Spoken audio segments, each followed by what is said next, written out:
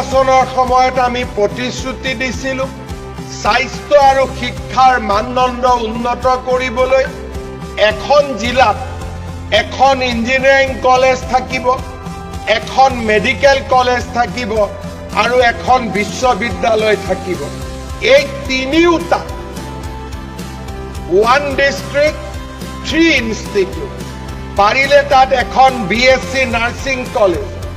এই স্বপ্ন বাস্তৱত ৰূপায়িত কৰাৰ দিশত আমি নিশ্চিতভাৱে আগবাঢ়িব লাগিব।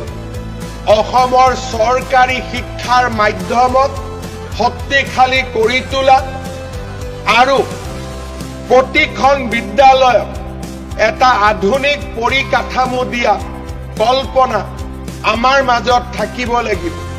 অসমৰ যুৱ প্ৰজন্মক স্কিল এডুকেশ্যন দিয়াৰ বাবে আমি লোৱা প্ৰচেষ্টাক আমি আৰু অধিক ত্বৰান্বিত কৰিব লাগিব।